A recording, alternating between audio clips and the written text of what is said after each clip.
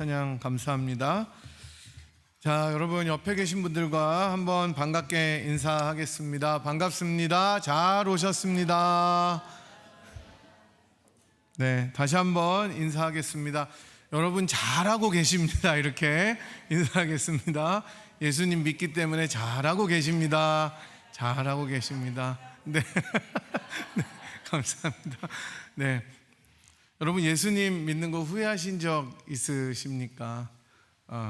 때로는 어려움이 있을 때도 있고, 내가 괜히 예수를 믿어가지고 안 그러면 잘 먹고 잘 살 수 있을 텐데 라는 생각을 하셨을 때도 있겠지만, 우리 찬양의 고백처럼 내가 이 세상에서 제일 잘한 일은 예수님을 주로 모신 일인 것 같다라는 생각이 듭니다. 우리 돌아보면 예수님께서 우리와 함께 하셨던, 그러니까 함께 하시지 않았던 적이 한 번도 없고, 우리들의 인생의 여정 속에 늘 계셨던 그 주님을 우리들이 기억하는 시간이 되었으면 좋겠습니다.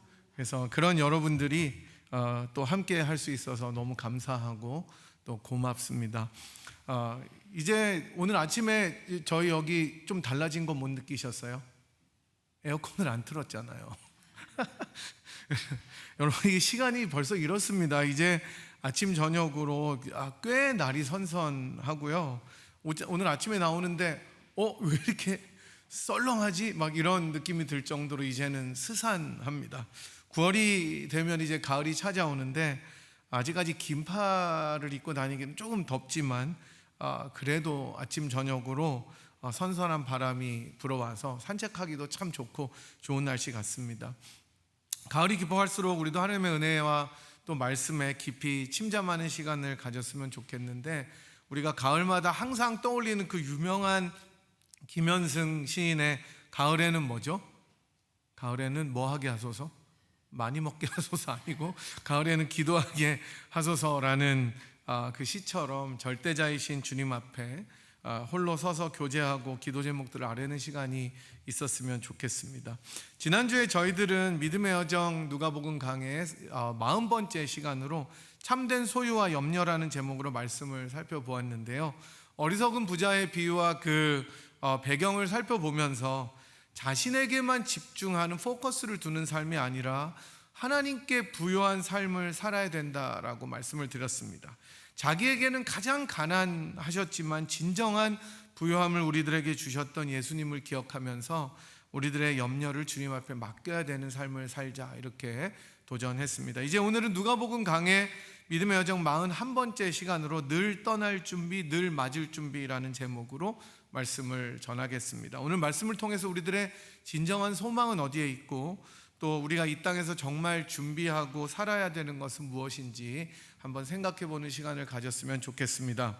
제가 언젠가 한번 말씀드렸던 것 같은데, 워라벨이라는 말을 여러분 들어보셨을 것입니다. 여러분 이 설교자들이 여러분들이 100% 기억하면 설교를 못하니까 네, 다 또 잊어버린다고 합니다. 이 2주 정도 지나면 한 6% 정도밖에 기억을 못하는 감사한 일인지 감사하지 않은 일인지 모르겠는데, 워라벨이라는 말 들어보셨을 겁니다. 한국말은 아니고 이게 원래 영어로 work and balance라는 말에 한국 사람들이 다 줄여서 말합니다. 제가 지난번에도 줄임말 그렇게 많이 했는데 고터 이번에 갔다 왔어요.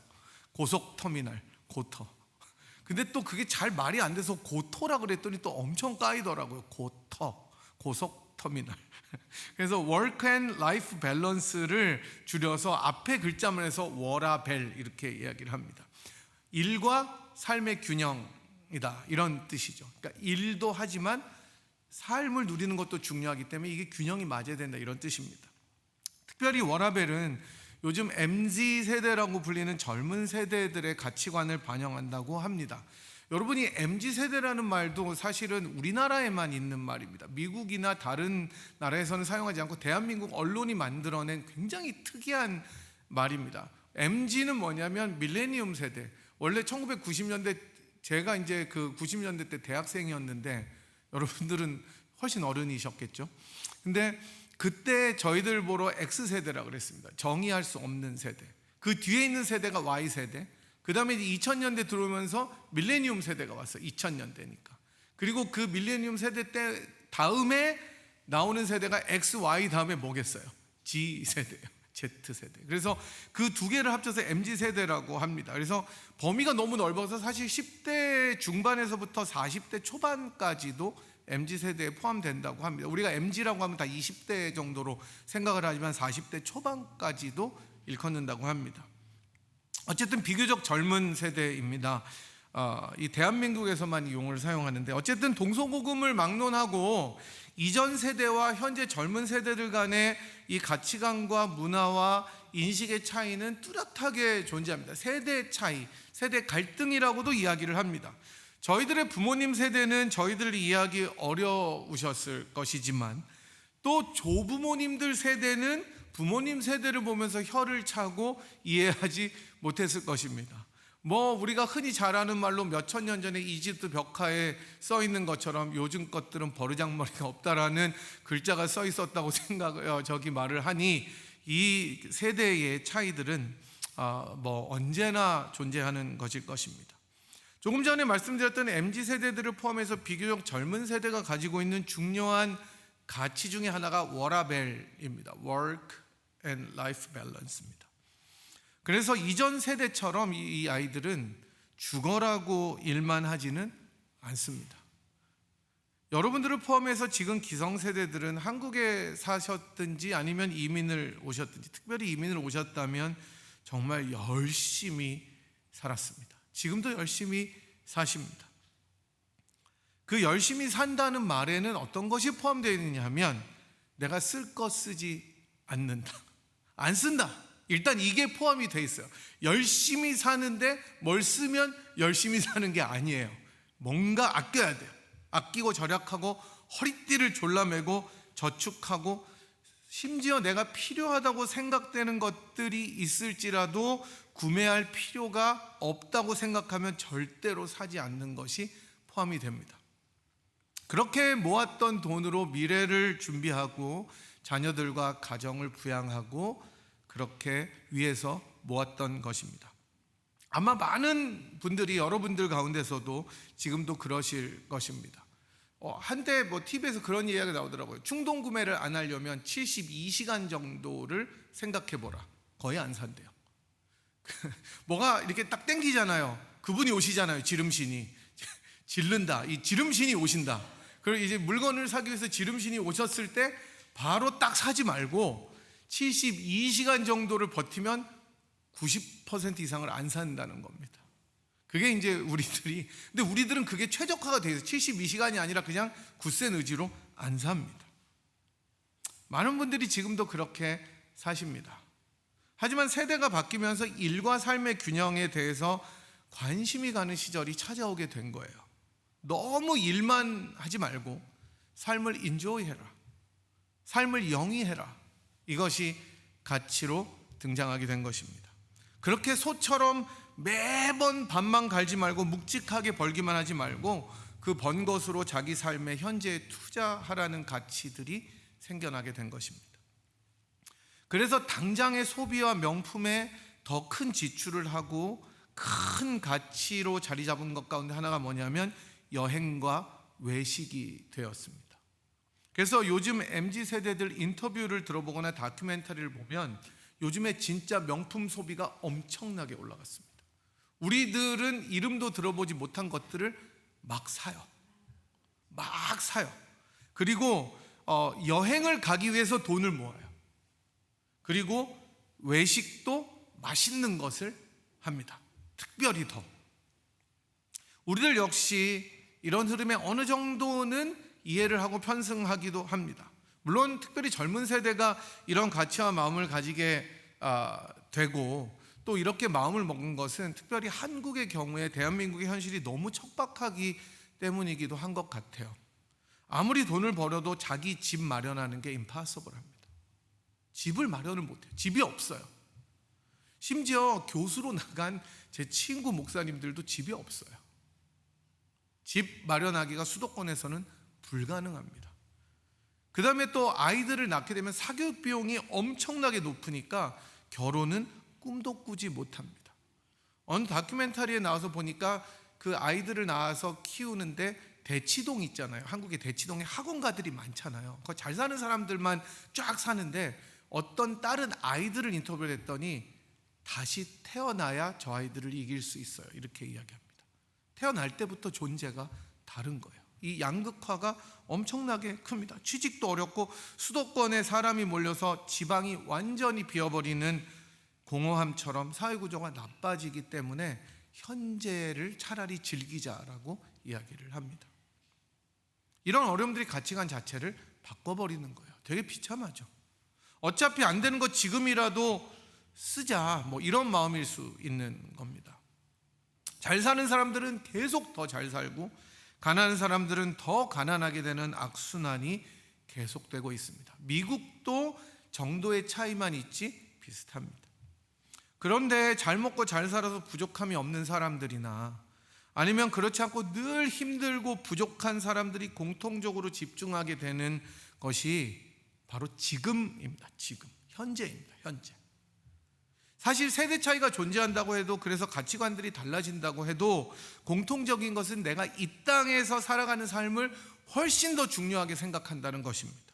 믿지 않는 사람들이야 장차 다가올 세상이 없다고 여겨지니까 그렇겠지만, 믿는 사람들 역시 지난주에 살펴본 것처럼 그런 어리석은 부자처럼 이 땅에서의 모든 것에 삶의 초점을 맞추며 살아가는 것이 사실입니다.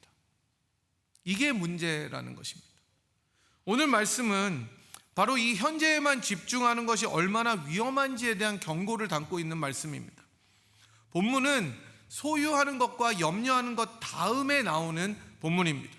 현재를 살아가는 이 소유의 모든 나의 가치와 초점을 둘 때 염려는 더 찾아오게 마련이고 그 굴레에서 벗어나기 힘들다는 것을 말하고 있습니다.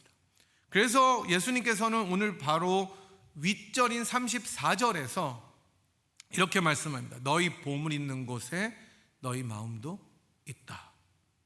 누가복음은 현재 이 땅을 살아가는 신자들의 태도와 모습이 얼마나 중요한지를 가르쳐 줍니다. 그래서 현재를 잘 살아가는 것이 중요하다는 것을 알려줍니다. 그러나 이 말은 현재 내가 이 땅의 모든 소망을 가지고 살아가라는 말은 아니에요. 도리어 내가 현재 딛고 살아가는 이 땅을 어떻게 살아야 하나님 보시기에 합당한지 그 태도를 알려주는 것입니다. 지난 시간에 이어서 말씀드리자면 오늘 본문은 진정으로 하나님께 부요한 삶이 어떤 것인지에 대해서 알려주는 말씀입니다.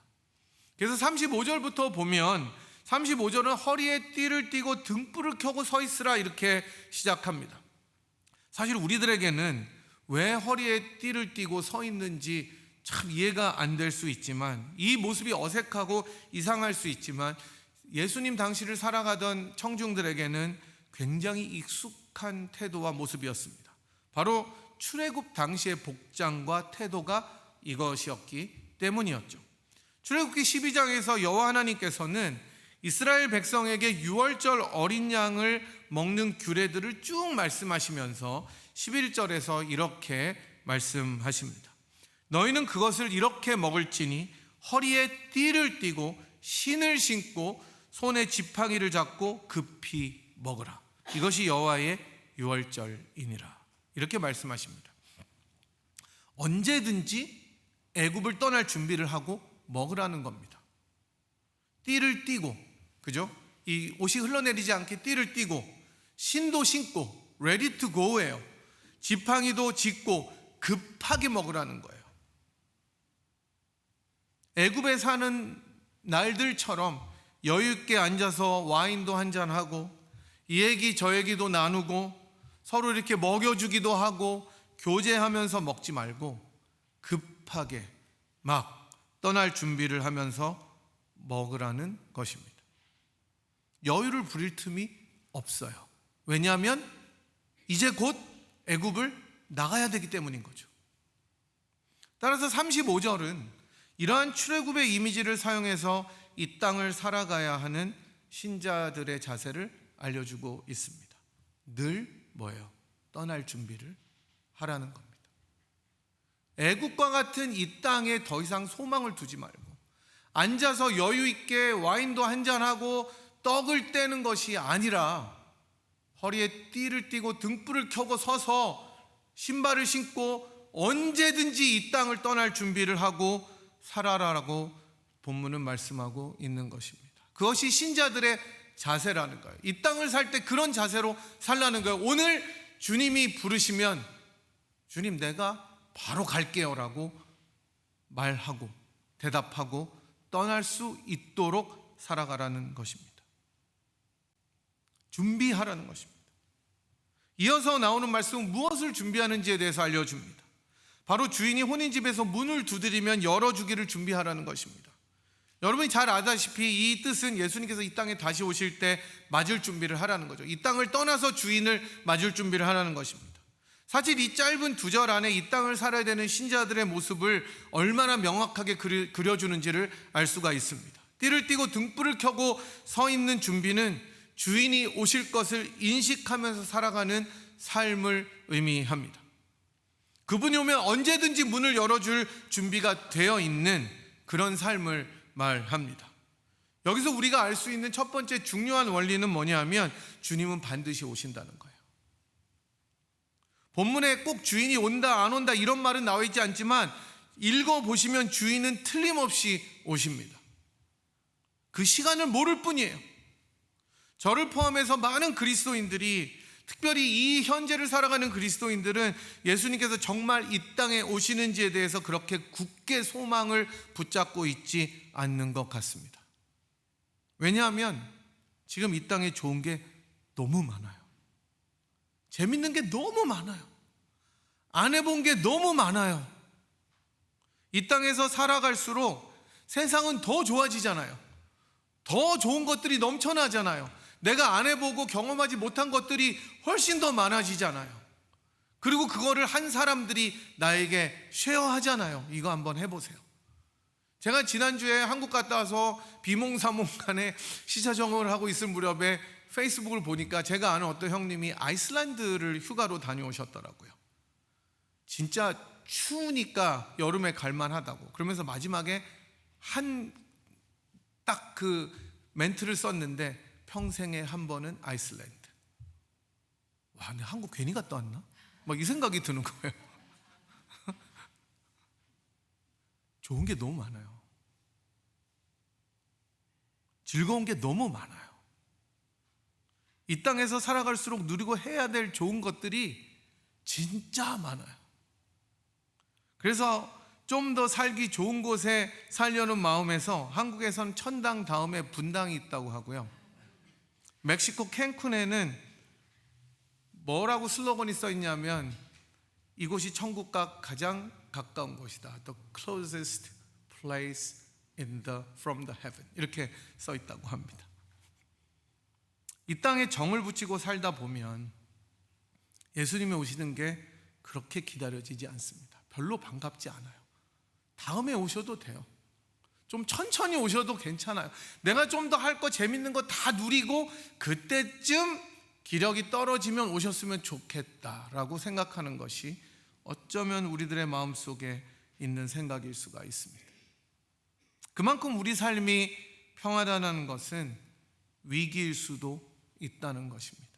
나중에 뒤에 비유에 나오듯이 주인이 올 줄을 기대 안 하면 어떻게 됩니까? 방탕하게 됩니다. 술에 취하고 다른 종들을 패고 자기의 유익을 위해서 모든 것을 하는 종들의 모습처럼 우리들의 삶이 그렇게 될 가능성이 있다는 것이죠. 여러분, 가장 어려운 시절에는 주님만이 소망이었습니다. 예수만이 희망이었어요. 일제의 치하에서 신음하던 우리들의 선조들은 오직 예수님께서 오시는 그 재림만이, 천국만이 희망이다라는 소망을 붙잡고 살았습니다. 그래서 제가 이번에 한국 갔을 때 서대문 형무소를 갔거든요. 진짜 막 눈물이 나더라고요. 그 신사참배 안 한다고 그 조그만 상자 안에 못을 박아서 사람을 넣어놓고 굴리는 거예요. 그럼 여러분 어떻게 되겠습니까? 그 못이 다 찔리잖아요. 요만한데 이렇게 들어가서. 근데 그래도 신사참배하지 않고 주님을 붙잡고, 그 사람들에게 무슨 소망이 있었겠습니까? 거기서 나오는 거요? 아니요. 주님만이 소망이었습니다. 마라나타가 그분들의 삶의 고백이고 그들의 진액이었습니다. 여러 핍박의 상황 가운데 처한 신자들 역시 동일했습니다. 예수님이 오셔서 모든 눈물을 닦아주시고 병도 없고 아픔도 없고 슬픔도 없는 진정한 평화와 은혜의 세상을 꿈꾸며 주님이 다시 오시기를 자기의 모든 것을 바쳐서 외치고 고백했습니다. 하지만 이 땅에 살면서 현재가 너무 좋으면, 현재가 너무 행복하면, 물론 자족하고 기쁘고 감사함으로 살아가는 것은 맞지만 재림에 대한 소망이 없어집니다. 주님이 안 와도 돼요. 주님이 필요가 없어요. 서서히 그 소망들이 시들어 갑니다. 신앙생활이 별로예요. 왜냐하면 이 땅이 가져다주는 기쁨과 만족이 너무 크기 때문입니다. 그래서 우리는 항상 자신을 돌아봐야 됩니다. 나는 정말 주님의 오심을 기다리는가? 주님이 오늘 다시 오셔서 예야하고 부르시면 주님 내가 여기 있어요 라고 달려나갈 마음의 기쁨과 소망이 있는가? 주님이 오시기를 바라는가? 주님은 반드시 오십니다. 이 사실을 우리들 마음속에 품고 살아야 되는 거예요. 하지만 어떻게 보면 이 기다림은 너무 막연한 것 같아서 어려울 수도 있습니다.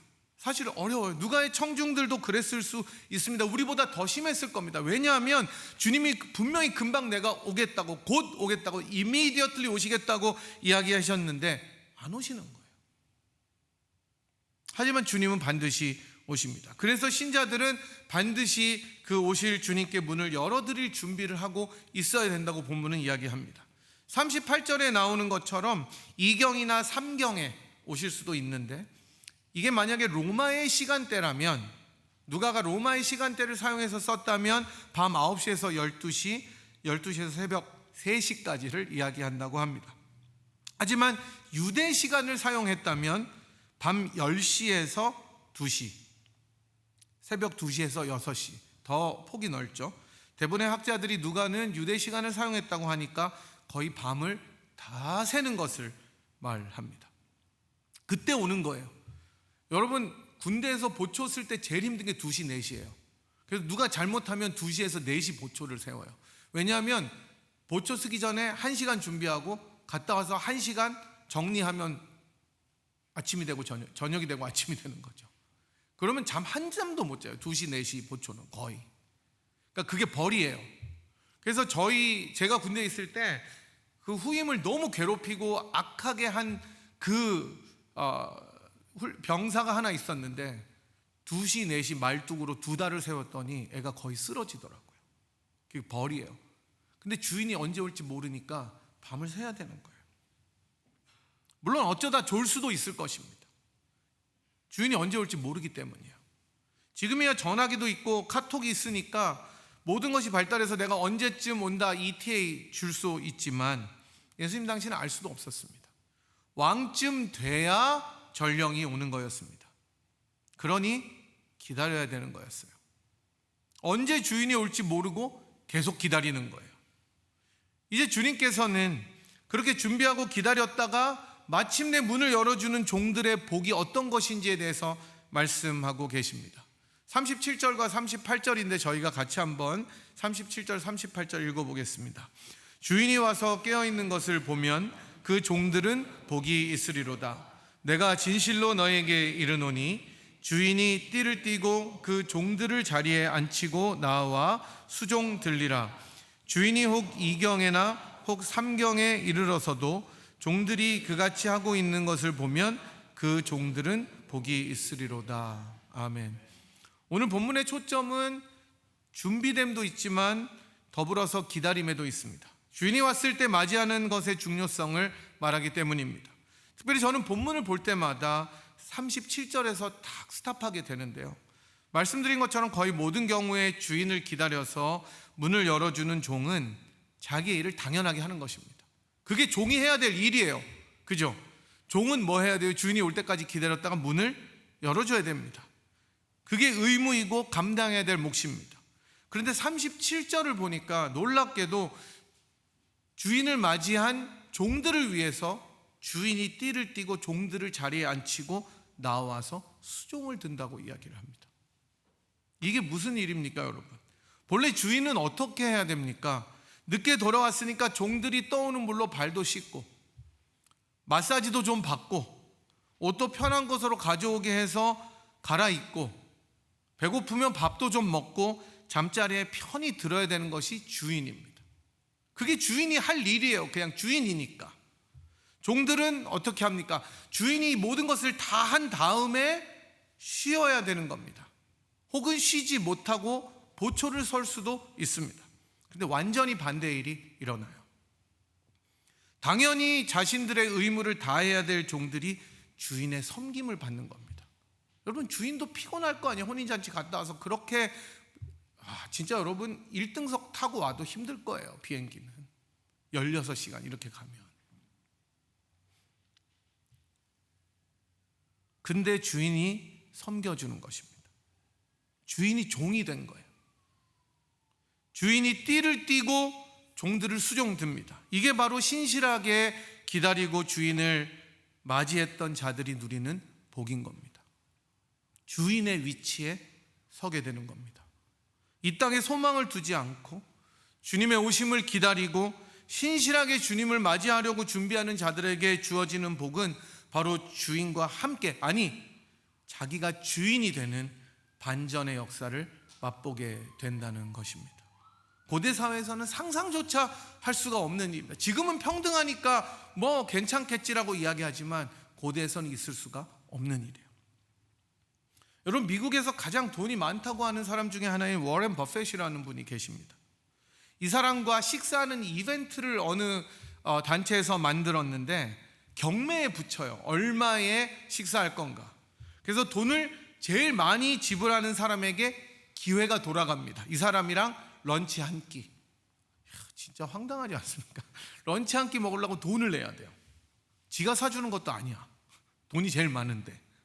그래서 2022년의 경매에서는 여러분 얼마에 이 사람과 한 끼 먹는 게 팔렸는 줄 아십니까? 1,900만 불을 내고 이 사람이랑 밥을 먹는 거예요. 저한테 주지 그냥. 나도 밥 먹어줄 수 있는데. 네. 이 행사는 결국 이제 뭐 좋은 데 쓰입니다. 워렌 버핏이 이렇게 자선 활동하는 데 지원하고 그 만남을 통해서 그 사람의 투자 철학과 지혜를 배울 수 있는 특별한 기회로 여겨지기 때문이라고 합니다. 거액을 들여서 1,900만 불이요, 여러분. 190불이 아니라. 워렌 버핏을 만났는데 워렌 버핏이 웨이터처럼 자기를 서브해주고 모든 것을 섬겨주면 얼마나 황송하겠어요. 왜 이러세요? 그럴 거 아니에요. 왔는데 딱 에이프론 두르고 자기가 다 코스 서브해주면 얼마나 황당하겠습니까? 하물며 워렌 버핏이 그래도 황송할 텐데, 만군의 왕이시고 만주의 주이신 예수님께서 자기를 기다리고 준비했다가 문을 열어준 자들에게 그렇게 하신다면 그 얼마나 놀랍고 감격적인 일이 되겠습니까? 우리가 오늘 들었던 찬양처럼 바로 그때 우리들의 고백이 내가 이 세상에서 제일 잘한 일이 예수를 믿었던 일이구나라고 고백할 수밖에 없는 거예요. 그래서 예수 그리스도의 오심을 기다리는 것, 현재 이 땅에 소망을 두지 않고 주님께만 소망을 두고 살아가는 사람들은 이러한 은혜와 복을 누리게 됨을 믿으시기 바랍니다. 이제 주님께서는 또 다른 하나의 비유를 통해 주인께서 맡겨주신 일을 잘 감당하는 종의 복에 대해서 말씀을 하시는데 42절 43절 함께 읽어보도록 하겠습니다. 주께서 이르시되 지혜 있고 진실한 청지기가 되어 주인에게 그 집 종들을 맡아 때를 따라 양식을 나누어 줄 자가 누구냐. 주인이 이를 때에 그 종이 그렇게 하는 것을 보면 그 종은 복이 있으리로다. 아멘. 주인이 맡겨준 사명에 충실한 종이 되라는 것입니다. 크든 적든. 우리가 달란트 비유에서도 알잖아요. 어떤 사람은 5달란트 받아요. 어떤 사람은 2달란트, 어떤 사람은 1달란트 받습니다. 하지만 그 사명에 충실하라는 것입니다. 첫 번째 비유가 준비하고 기다리라는 것에 초점이 있다면 두 번째는 신실함에 있습니다. 주님께서 맡겨주신 내 사명, 주께서 맡겨주신 여러 사명들, 교회에게, 개인에게, 가정에게 맡겨주신 것들이 있을 것입니다. 저는 몰라요, 여러분들이 어떤 사명을 가지고 있는지. 여러분들 성령님께서 이 시간에 다시 한번 그 사명을 일깨워 주시기를 바랍니다. 여러분이 주님과 약속하셨던 그 사명들, 내가 주님을 믿으면서, 내가 임직하면서, 내가 안수받으면서, 또 내가 헌신하면서 주님 앞에 받았던 그 사명들이 무엇인지를 주님께서 다시 한번 불 붙여 주시기를 소원합니다. 그것에 충성하고 그것에 신실하라는 것입니다. 그 사명을 잊고 마음이 어두워지면 도리어 자기 밑에 사람들을 학대하는 악한 청지기가 되는 것입니다. 공동체를 망쳐버리는 것입니다. 큰 벌이 있어요. 무서운 것은, 여기서 정말 무서운 말은요, 알지 못하고 그래도 맞는다는 거예요. 이거 정말 무섭지 않습니다. 이게 무서운 일. 알고도 고의로 그러면 맞는데 많이 맞아요. 이거 여러분 읽어보면 재밌는 것 같은데 무서운 말이에요. 그런데 알지 못하고 그래도 뭐예요? 맞는다는 거예요. 그러니 어떻게 하라는 거예요? 깨어 있으라는 거예요. 이게 정말 무서운 말입니다. 나는 몰랐어요, 이 말을 못하는 거예요. 나는 진짜 그럴 줄 몰랐어요. 오실 줄 몰랐어요. 이렇게 될 줄 몰랐어요. 주님 앞에 그런 말들이 아무 소용이 없다는 것입니다. 여러분, 이 세상을 살다 보면 사실 매 순간 깨어있고 이렇게 주님의 오심 앞에 신실하기가 힘듭니다. 날마다 벅찬 소망으로 하루하루를 그렇게 기다리면서 매일매일 어떻게 그렇게 살 수가 있겠습니까? 삶에 지치기도 하고 어려운 일들도 다가오고 매일 반복되는 일상 속에 우리들의 기대와 소망은 없어져 갈 때도 정말 많이 있지 않습니까? 저도 그렇습니다. 바로 그럴 때 오늘 말씀에 나오는 주인이신 예수님을 생각해 보시기를 바랍니다. 그분은 다시 오셔서 자기를 기다리는 종들을 섬겨주시는 분이신데, 사실 그보다 먼저 자기 종들을 위해서 자기의 목숨을 들이신 놀라운 주인이시라는 사실을 기억하시기 바랍니다. 로마서 5장 7절에서 8절은 이렇게 말씀합니다. 의인을 위하여 죽는 자가 쉽지 않고 선인을 위하여 용감히 죽는 자가 혹 있거니와 우리가 아직 죄인 되었을 때에 그리스도께서 우리를 위하여 죽으심으로 하나님께서 우리에 대한 자기의 사랑을 확증하셨느니라. 어느 누가 대신 죽어줄 가치가 없는 사람을 위해 기꺼이 자기의 목숨을 드립니까? 자신을 대적하고 자신을 욕하고 자신을 모욕하는 사람들을 향해 기꺼이 죽음의 십자가를 담당해서 누가 그들을 구원합니까? 그분이 바로 여러분과 저의 주인이신 예수 그리스도십니다. 바로 이 구원의 간격과 은혜 때문에 우리는 그 은혜의 왕이시고 주인이신 예수 앞에 나아갈 수가 있는 것입니다. 그 예수님께서 우리를 다시 찾아오셔서 만나주실 그날을 소망하며 기다리며 살 수 있는 것입니다. 그래서 우리의 기다림은 지루한 게 아니에요. 기대도 없고 그냥 몸이 건조한 것이 아닙니다. 여러분, 반가운 사람들을 만날 때를 생각해 보십시오. 마음이 어떻습니까? 마음이 설레고 흥분되고 기쁜 그런 일입니다. 이번에 저희 아이들과 한국에 갔더니 저희 부모님과 저희 장인 장모님이 그렇게 좋아하실 수가 없어요.